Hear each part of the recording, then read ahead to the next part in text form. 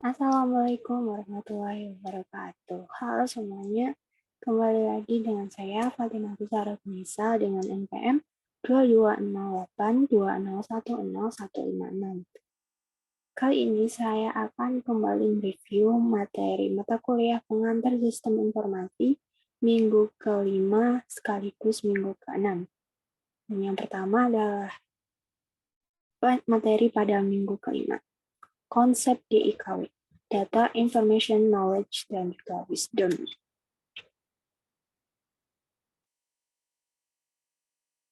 Pertama, data. Data adalah fakta yang berfungsi sebagai bahan sumber untuk menyusun suatu pendapat. Data tidak berarti apabila berdiri sendiri dan tidak mempunyai relasi satu dengan lainnya.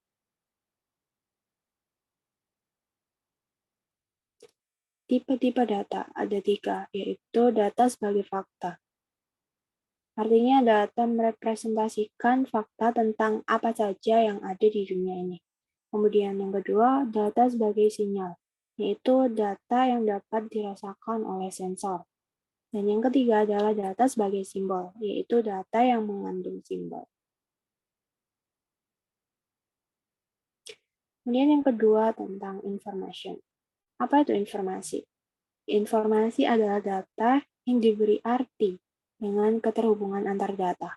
Beberapa data yang diberi arti dengan cara diolah ini akan menjadi sesuatu yang bermanfaat bagi penerimanya. Informasi dilengkapi dengan deskripsi jawaban suatu pertanyaan yang dimulai dengan kata siapa, kapan, apa, dan berapa banyak. Kemudian yang tiga, knowledge.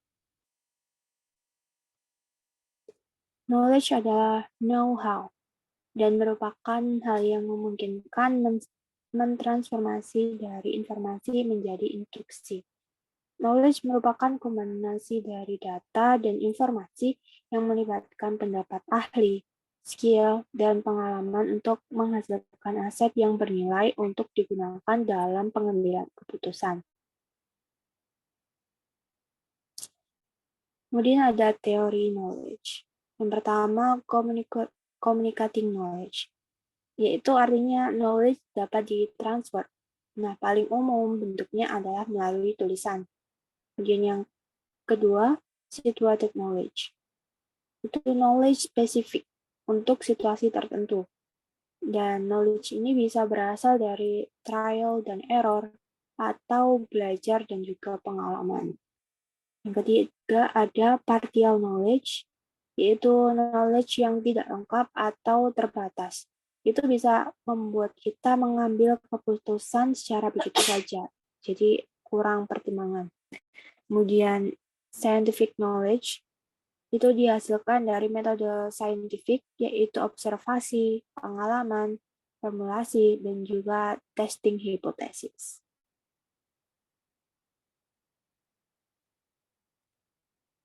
Kemudian tipe knowledge, ada dua. Yang pertama, tacit knowledge, yaitu knowledge yang sulit dijelaskan dan juga dikomunikasikan. Dan yang kedua, ada explicit knowledge, adalah knowledge yang bisa dijelaskan dan dikomunikasikan ke dalam bahasa. Selanjutnya ada wisdom. Apa itu wisdom? Wisdom adalah kemampuan meningkatkan efektivitas. Dengan wisdom, maka dapat meningkatkan nilai atau value yang memerlukan fungsi mental yang dikenal dengan judgment. Nilai etika dan estetik yang ada di dalamnya akan melekat pada orang tersebut dan bersifat unik serta personal.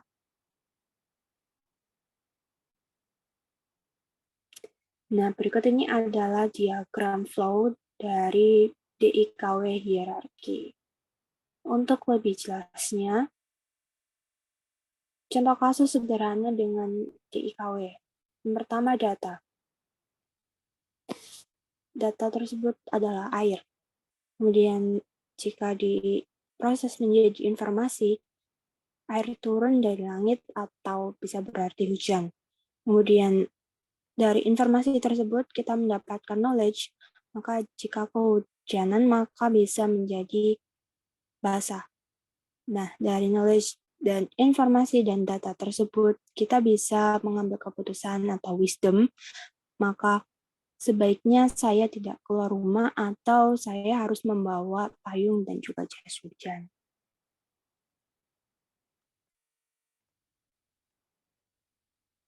Kemudian kita masuk ke materi berikutnya, yaitu materi minggu ke-6 tentang manajemen. Apa itu manajemen? Manajemen dapat diartikan sebagai suatu proses yang terdiri dari rangkaian kegiatan seperti perencanaan, pengorganisasian, penggerakan, dan pengendalian atau pengawasan yang dilakukan untuk menentukan dan mencapai tujuan yang telah ditetapkan melalui pemanfaatan sumber daya manusia dan sumber daya lainnya. Kemudian tingkatan dalam manajemen. Ada 3 tingkatan. Yang pertama top management, kemudian middle management, dan lower management. Yang pertama itu top management. Tugas-tugasnya lebih banyak pada fungsi planning dan organizing.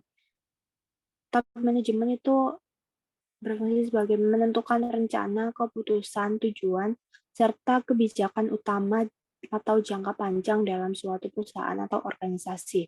Mereka biasanya terdiri dari Chief Executive Officer atau CEO, kemudian CMO, CSO, CTO, Presiden, dan Managing Director. Kemudian yang kedua ada Middle Management. Tugas mereka adalah pelaksana rencana dari top management dan juga mengkoordinasi bawahannya, yaitu lower management. Mereka juga bisa memberi saran atau rekomendasi ke top management.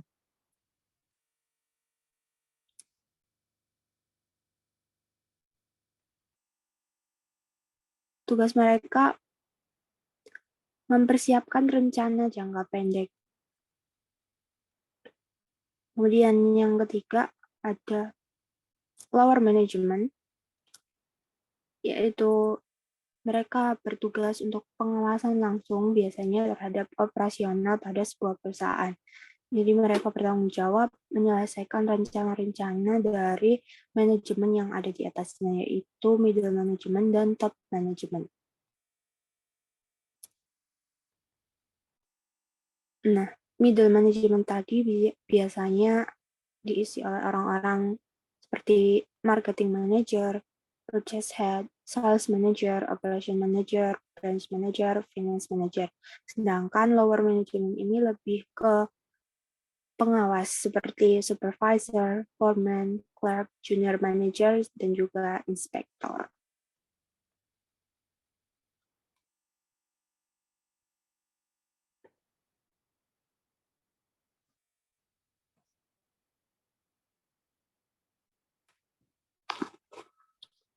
Kemudian selanjutnya ada 3 tipe sistem informasi. Yang pertama, sistem pemrosesan transaksi. Yang kedua, sistem informasi manajemen. Yang ketiga, sistem pendukung keputusan. Dan yang keempat, sistem informasi eksekutif.